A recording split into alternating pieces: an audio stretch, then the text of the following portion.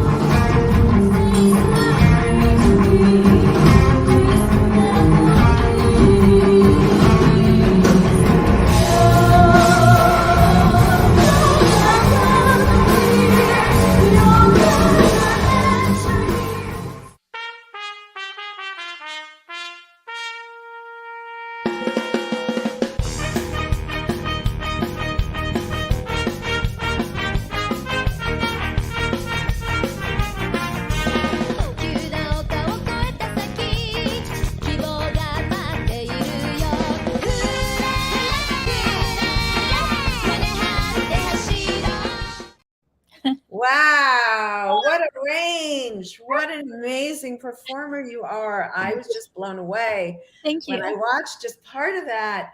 Um, can you tell us a little bit about your background and how you became involved in music and all of that? I'm originally from Tokyo, Japan. I grew up in a family where my mother was a jazz singer, and my Hmm. father was actually, my father was one of the first, if not the first, doctor, PhD, MD who stopped animal testing in Japan. And Wow. my mother and father worked together in his clinics, and she also was an amazing jazz singer. And there was never a day without music in our house, and we had jazz parties and all kinds of parties, and I grew up surrounded by music, so that's how I became a musician. So Wow, that's amazing. You were so lucky to have that experience, and what amazing parents it sounds yes, like you yes. you have. So you've had a long career. Tell us a little bit about what you do now. Well, I it took a long time to get here. I used to juggle like six jobs and everything, but right now I make my living as a music composer for two library companies in Los Angeles, and studio musician, session vocalist. And I recently, one of my songs that I wrote was featured in as an ending credit for this feature film, Wolves in the Saving Hill, featuring Kirk Fuller. I don't know if you know him. He's an amazing actor. He's been in hundreds of thousands of movies. He is, I think, the most known as Zachariah in Supernatural. Oh Anyway, yeah, yeah, yeah. and late Michael Massier of Spider-Man 2, and Jack Mm. McGee. And so that was really, really phenomenal. And then also, I have two couple songs on Emmy winning Amazon Prime series called The Men in the High Castle. And I just keep working, working, working, and just putting our music out there. And it's been a very blessed 8 years. Wow. So what would you say? How do you?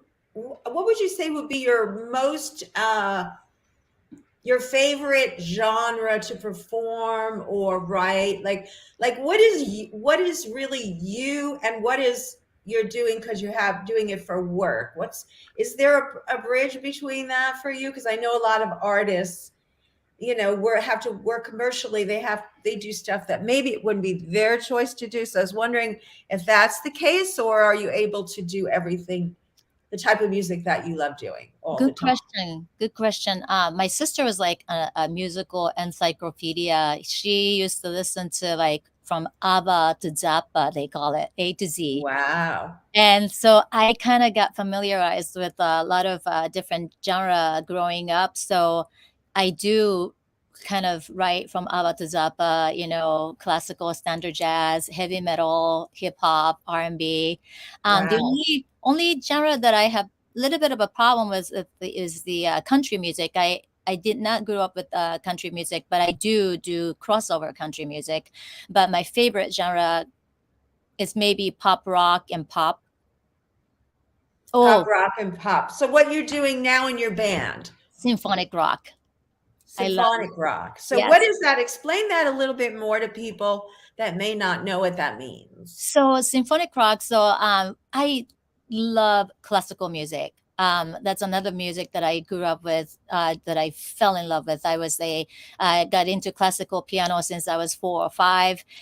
So when I got older, I wanted to put classical music and rock together. So Lolita Dark, we often perform with a conductor as a 15 piece with 4 string sections and 4 horn sections and 2 guitars. One of them is me, 2 keys, and drum and bass.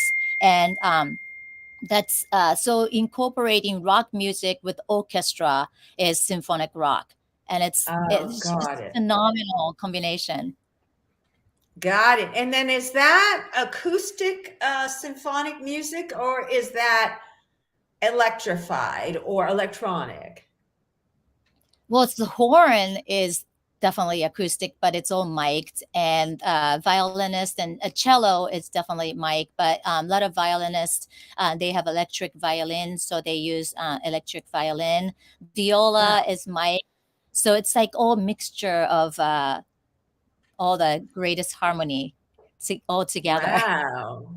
That sounds so great. I can't. So where can people go to hear you play right So now? for Spotify, Lolita Dark music, SoundCloud, Lolita Dark, and I, put up music on my Instagram as well. But SoundCloud is pretty good because Spotify too, because it's free streaming. Nice. Lolita Dark. Let's put a banner up, and we will put some. We'll put links at the top later. Thank you Uh, so much, Lindsay. oh no, of course. I can't wait to come see you perform sometime. I can't Thank, wait. thank So what else? Let's see. So let's move a little bit forward. So you grew up, you were all surrounded by music, and therefore you learned, and it just took hold of you. And how did you get from where you were living in Japan to the US? And then how did you make that transition? Oh, okay. So I was a kind of what do you call bad kid. I Hmm. when yeah. No, I don't believe it. I kind of so to omit the details, I met somebody from here, and then I was gonna come here for 3 weeks for a surfing trip to Southern California, and I ended up staying here. My sister was already married. I have an older sister was already married, and she was living here. So I kind of like came here and then like started living here. And in Japan, music, and anime and all that stuff is amazing. But my dream was so big, and I knew that once you are successful in United States, you're pretty much successful elsewhere, especially at that time. So I came here with backpack full of dreams. And I just went straight to a recording studio that I found, and I started recording demos. And then I would have two backpacks with my demo CDs, and I would go to campus, UCLA, USC, Melrose Avenue, Santa Monica College, and I would just like give it out to everybody Mm. that walked up to me, or I walked up to. I had no fear. You know, when you're like teenage hamsters, you have no fear. And I was like just giving it to, please listen to my music, please come to my show. And that's how I came here, and then I started promoting my music at a really young age. Wow, almost like a Madonna story. So Oh, she's yeah, amazing. yeah. I love her too. I love her too. So then, how did you get involved in did the suicide prevention documentary come before your animal rights So uh, animal rights was, awakening, or shall we say, or whatever? yeah, like, so I was saying like about my father, a PhD, MD, and like, he used to he had this one building, and on one of the floors there are animals in the cage.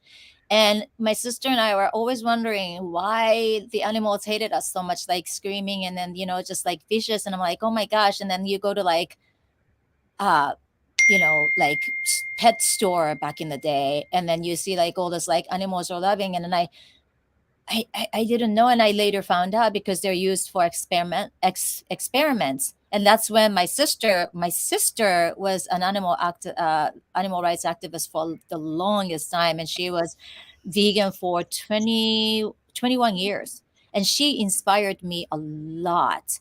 And that's how we begged our father, to stop animal testing. And then she inspired me to watch all those films, of documentary films of the slaughterhouse and animal rights, animal experiments, and all that stuff. And then I became an activist.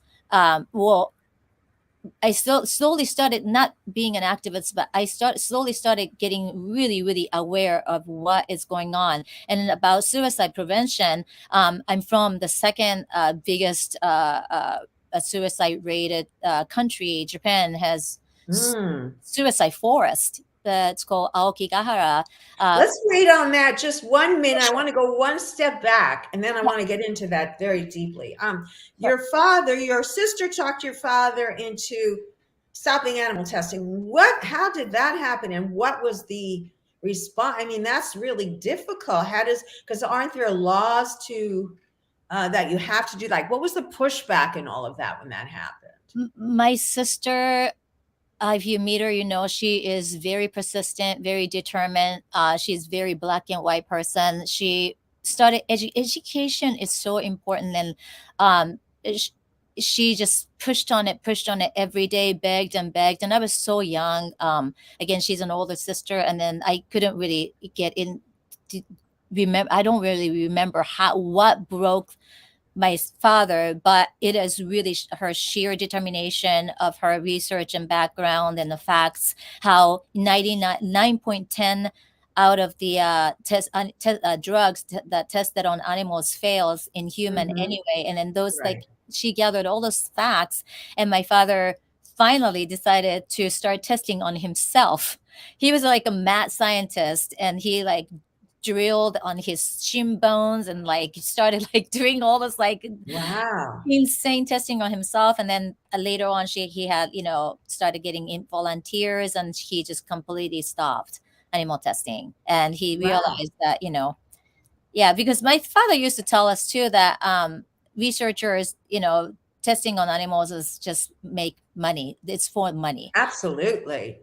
It really. Yeah, we've covered quite a bit of stories on that with different organizations that have talked about Yeah. how 90% of the drugs that are tested on animals fail in the human model. And we also have talked to scientists, primate scientists that have worked in labs, and they tell us that because the animals are taken out of the wild, the whole process of bringing those animals in, even if the testing was uh, effective Mhm. in terms of humans and animals, which it's not, which primates and humans, which it is not. the mere trip and being locked up and all of that drives their immune system to a state where the testing isn't even, valid. Correct. So, I mean, all of that is getting exposed, thankfully, but Yes. still going on, Yes. unfortunately, here. Yeah. So that's amazing. But I was thinking more about, was your father, like with the medical community that he was in, they were still testing, right? So how did that go? Do you know about that, or were you just too young to? He was I heard from my mother he was pretty outcasted. Mhm. He got outcasted. So he just became a loner pretty much doing it, and he made a huge success after that. So kudos to him. He passed Yeah. away, but it was he was a very inspirational figure to me in every way. I think his persistent was passed down to my sister and then to me. And so yeah, he was an amazing, phenomenal figure, public figure in Japan, and he just believed in what he did, and made a success out of him. So um, I believe him, and I believe in him, and I'm very happy And that it I. helps you to Yes, be who you are today and to do the work. And let's go back to that now. So that you turned into an animal rights activist. Were you vegan at the time, or were you kind of just turning vegan, or I was. I went to, what do you call it, a pescatarian. Is that the word? right, pescatarian diet? I think that's right. Pescatarian. That's what I would say. Yeah. So I was still eating fish and chicken, and my Yeah. sister would say, "Okay, if my sister didn't drive for the longest time, and then she said, if I get a driver's license, will you stop eating chicken?" And I said, "Okay, I promise," thinking that she'll never get a driver's license, and she did. She was again. She said she would do, like, she does anything for animals and children. So I kind of cheated once in a while, but it was a long time ago. And Uh-huh. thanks to, like, Unchained TV, Earthlink, Unity, and all those films, I just could, like, I started watching those things, and with my background, with my sister's, like, amazing education with the great resources, I just, so you mentioned I do suicide prevention, I'm, humanitarian work, and I thought, wow, being vegan is not only about the animals, it's about the environment, it is about the children, it's about the next generation, it's about everything. It Right. connects, everything connects. And I Mhm. finally said, a year and a half ago, I said, that's it. I have to practice what I preach, and I cannot half-ass it. Can I say ASS? I think you already did, but Yes, it's sorry. okay. But you just kind of a year ago was when you started your cold turkey journey. About year and a half, yes. Yeah. And how do you feel about it now? Perfect. Before I became a professional composer, I was a certified PT and meal planner for the lives of the executives in Hollywood. And so I Mm. knew, I had the nutritional background, and I have a great vegan diet plan for myself and for my friends, anybody who want to ask me.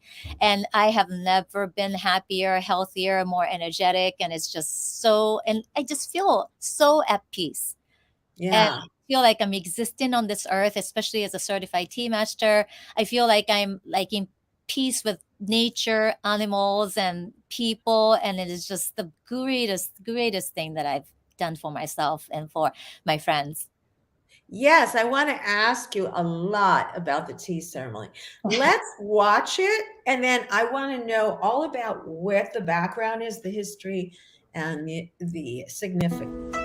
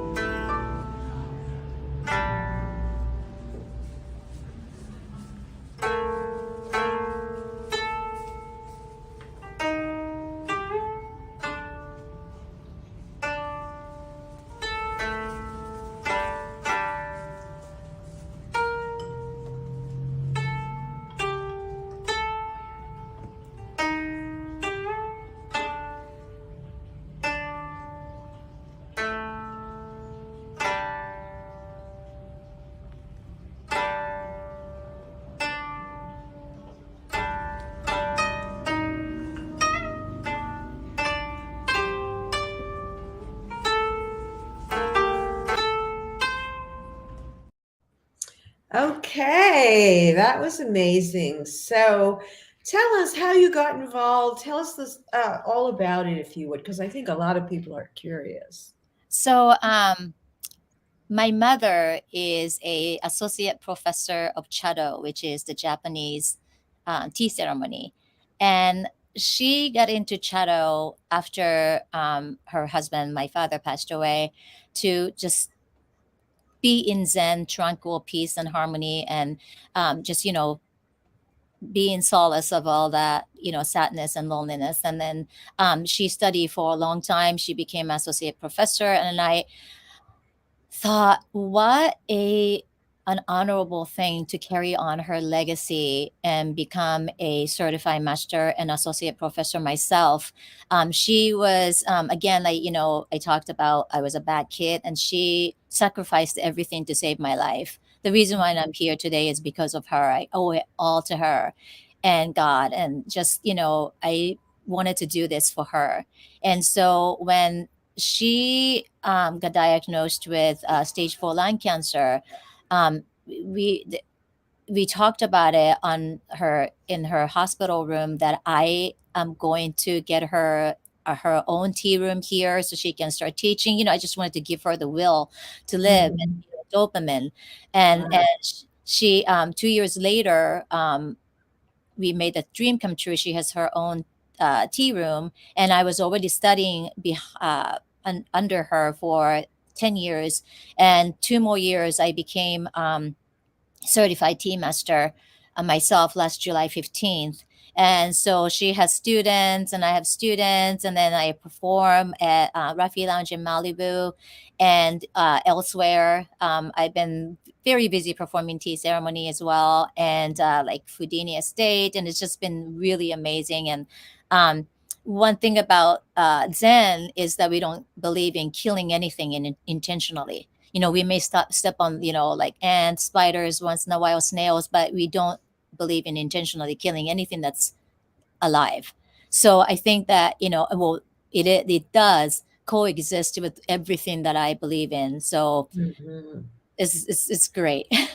Okay, let me ask you some more questions about now you study for years. What is the ceremony about, and why would you have to study for so long, etc.? For someone that's totally, just assume we know nothing because we know nothing, or at least Right. So there are three schools of tea in Japan, which is Ura Senke, Omote Senke, and Mushakoji Senke. And Ura Senke is the one that I got certified through, and it is the biggest school in Japan. And for Ura Senke tea ceremony, it was started in 16th century, and everything that the movement and everything mirrors samurais getting ready for war in Mhm. Zen practice. And it has so many different categories in tea ceremonies, like styles and the way we perform, how we perform. So it is, when people think tea ceremony, you just whisk the tea and then give away. That's just not true at all. Every movement is so detailed and so deliberative, that it's so intricate that and there's, like I said, so many categories that you have to study, and it takes years. Like, to become a master, you can become a master, certified master, in 5-6 years. It took me 12, because I had 6 jobs at one point, and Mm. I'm a caregiver, and I have a full-time music composer job now. So I couldn't do it like every week like people do. Usually, if you have the time to do it every week, you can pass the test in about 5-6 years. There's a lot to learn in tea ceremony. It's so much. Interesting. Where could someone go to find out more about it? I have an Instagram, soke underscore t. I think that's my, yeah, underscore t. Yeah, soke Could you? underscore t. We'll put a link up for it at the Thank you. top. Thank you Yeah, so we'll do much. that. Yeah. So they could learn. So you teach people? Yes, we do. My mother and I. Oh, I see. That's Yes. wonderful.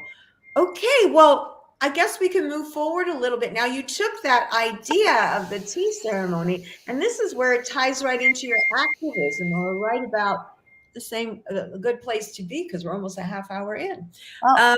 So you decided to save animals. How did that all come about, and how did you get involved in the Chinese dog meat trade?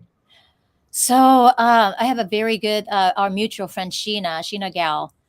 She was, my sister was, like I said, my sister taught me so much more than what I wanted to learn, because they're very gruesome as well, like all those details. But as I went to this route, Sheena introduced me to a community, huge community full of vegan animal rights activists, and she told me about this dog meat trade in China, and I knew about Korea, and I didn't know about Yuling, and I didn't know about the Indonesia and all these other countries. And as I started learning about it, and I said, I'm a type of person that I can't just see and not do anything about it. I just said, oh my gosh, this is something that, I'm about all sentient beings. People tend to really be more compassionate towards domestic animals like dogs and cats. And I said, oh, this is a great way to start the advocacy. I mean, not advocacy, but start the calling to outside our community who is vegan and animal rights, to get people involved with animal rights through dogs and cats. And I started Yes. just thinking that, want to do some events tied in with yoga, tea ceremony, and sound bath. So people who attend, we have appreciation to give them in return for coming to face the reality of what's going on. Right. Let's show a little clip. I do have a clip. It's not, thankfully, or I mean, people need to be aware of what's going on in the dog meat trade, but it is extremely gruesome. This is not. This is actually one of the sanctuaries that the dogs go to. So let's watch this.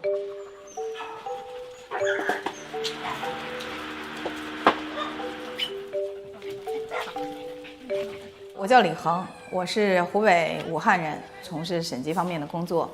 目前呢，在我们就是手上救助的有大概170-180只狗，然后再加40多只猫。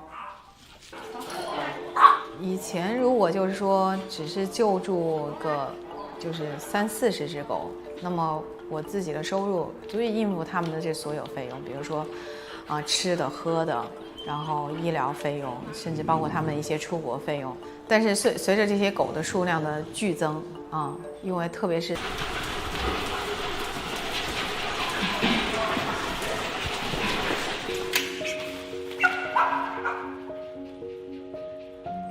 其实我从小是喜欢狗，喜欢这些动物，但是从来没有想过我会自己去收养这么多，完全所有的生活都被这些狗占据了。你像有些人，他可能出生的时候就是一个很贫穷的家庭，对吧？那很多东西都不是他选择去做得到的。那这些狗和猫其实是一样的，不是他选择去成为一只狗，成为一只猫，然后成为一个流浪动物，让别人去打、追着杀。我是想通过自己的一些努力吧，能够尽量的帮助这些狗，因为我觉得它们也是一条生命。So that's exactly the same attitude. They are beings too, and they need help. These are all, I think, mostly dogs that have been rescued, and now there's this big glut of them. We do have some photos. Let's show those, and you can talk a little bit about, how people can help. So I'll run through these. So go ahead if you want. Yes. Talk a little bit about what you've been able to do so far, and getting them adopted, and et cetera, about the adoption process. Okay, so last event we had the pug queen, Isabella St. James. She has this organization called the Pug Queen, and then Hope for Chinese dog rescue, Helena. They brought 6 dogs and three of them were adopted at the event, and it was amazing. It was just so, some woman flew from all the way from Chicago to adopt one.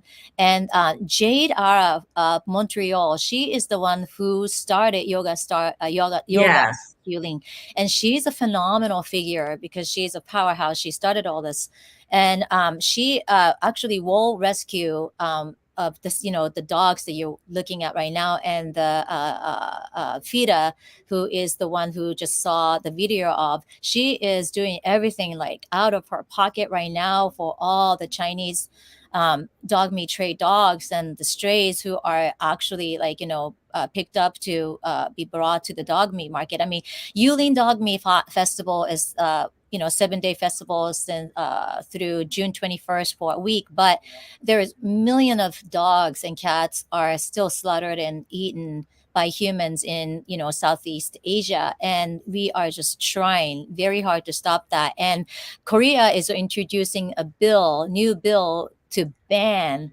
all that, and we all have to sign. I can send you the link for that petition after this, but That would be great. We can attach it to here. yes, as you Yeah. can see, like dogs, pigs, cows, they're all sentient beings. They feel, they want to live. They just want to live and be loved.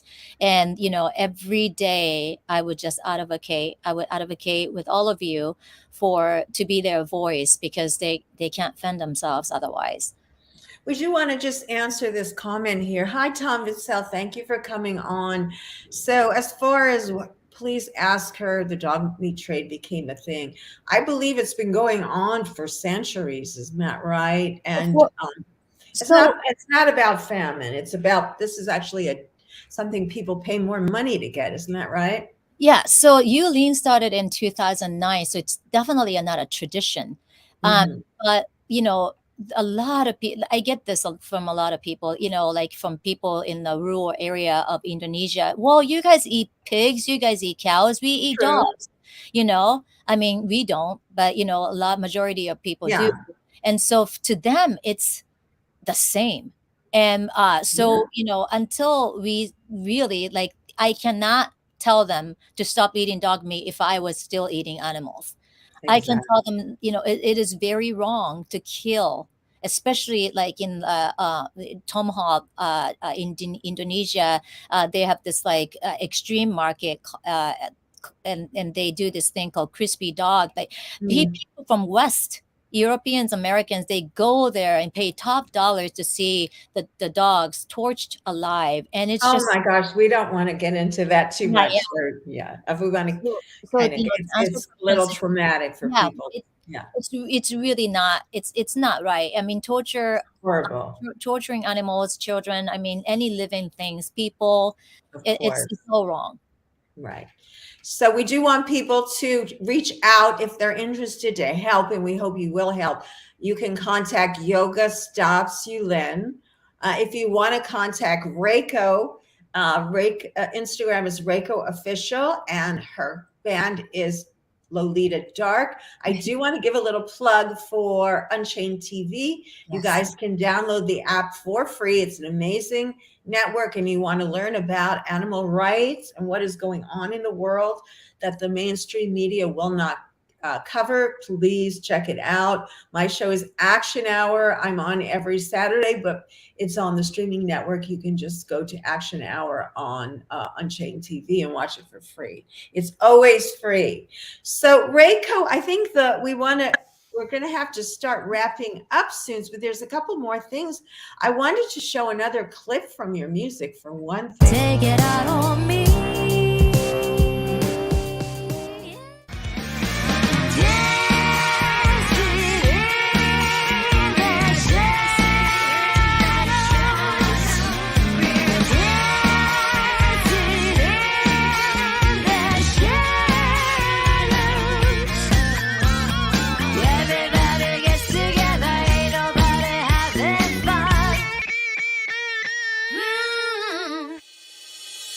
The time has come, it's come undone. Let the weapon spun, the antidote to the predator's venom sex. should never be a weapon. Nobody would believe us. They mistreated us with their $1 million PR machines and lawyer teams to wreck our dreams.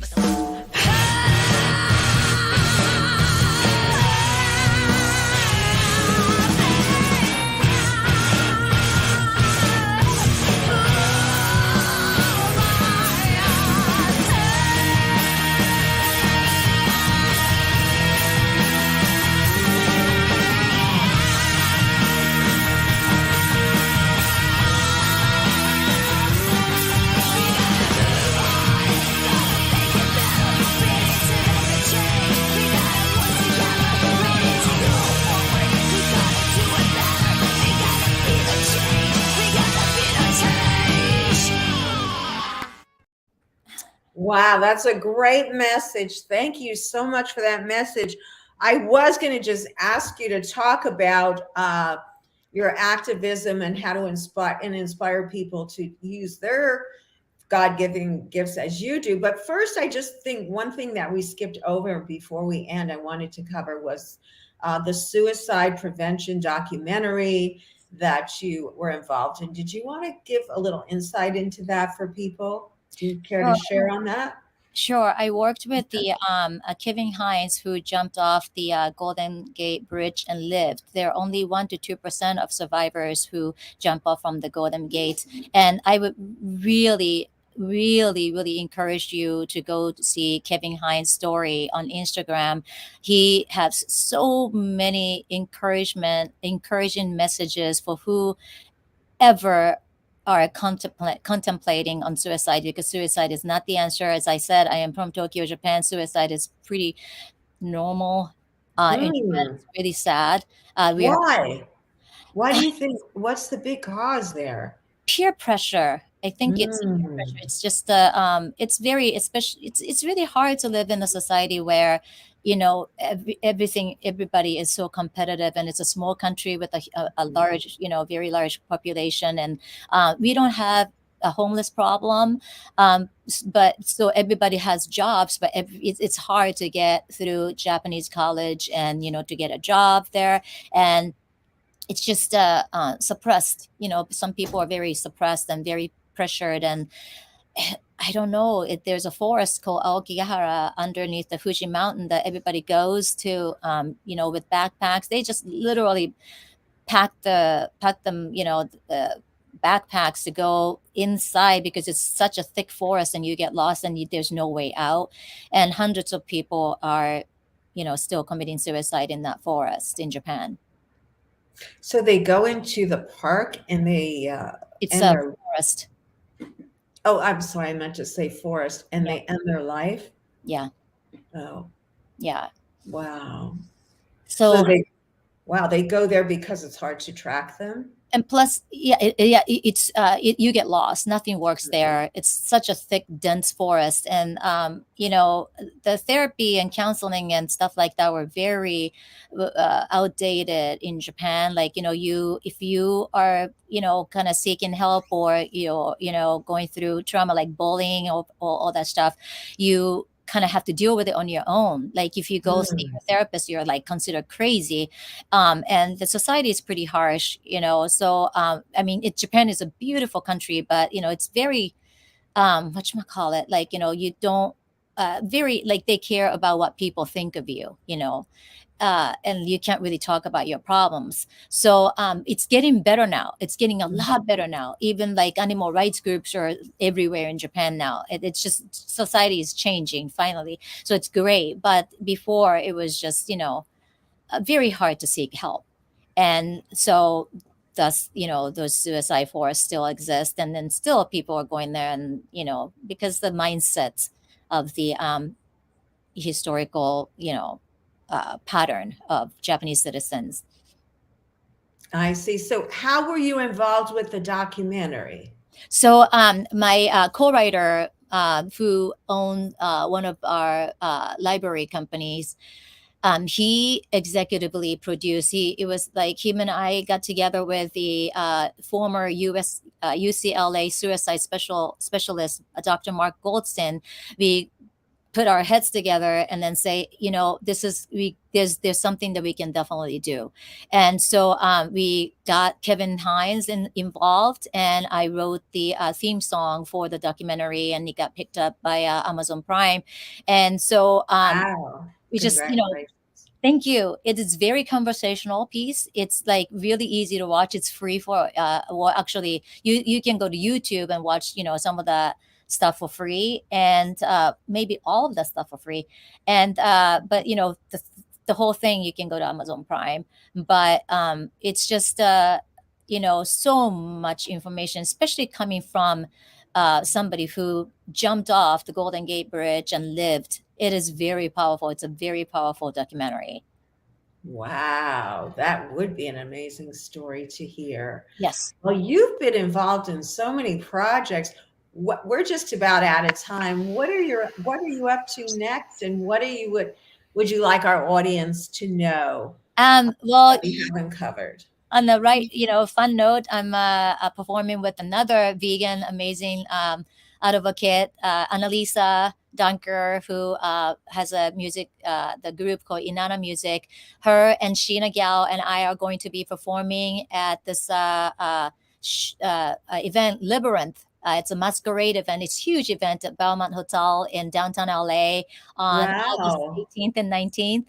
And then I'm Of July? Oh no, of August. August. And then September 24th, I'm going to be performing at Vegan Fest, Veggie Fest in OC Fair. Nice. Yeah, it's going to be fun. It's going to be a very fun shows. That sounds awesome. So people, again, if they want to get in touch with you, can use the Instagram, Rayko Official. It's a KO, actually, Rayko with a K. Oh, I know that. And It's okay. let me just fix it. Did you see that before? Just now. I just saw it now. Okay. Yeah, we want to make sure it's right. Thank you. So Rayko Official, and then the group is Lolita Dark. Yes. So you could find out where you're playing, and that's going to be amazing. And you just mentioned the two things you're doing. Upcoming, I probably will get to see that. You do that because I usually go to things that Annalisa puts on. Yeah, awesome. Yeah, And also, my great. Frankie K Music and Empath Music has all of my songs as well that I collaborate with. Oh, awesome. Just wanted to give Great. a Well, shout out. you'll send me the links. Don't hang up. We're going to go off the air. You'll Okay. send me the links, Okay. and we'll add those. Perfect. So everybody, as you can see, Rayko is an amazing talent, but she's been able to take that talent and apply it to saving animals. And that's what we hope that everyone does when they get on the bandwagon to save the planet, become vegan, and be kind, be passionate to each other, the whole thing. So Rayko, thanks so much for being on today, and we'll see you again, I hope, soon. Yes, very soon. Thank you so much for having me. Okay, bye-bye. Bye.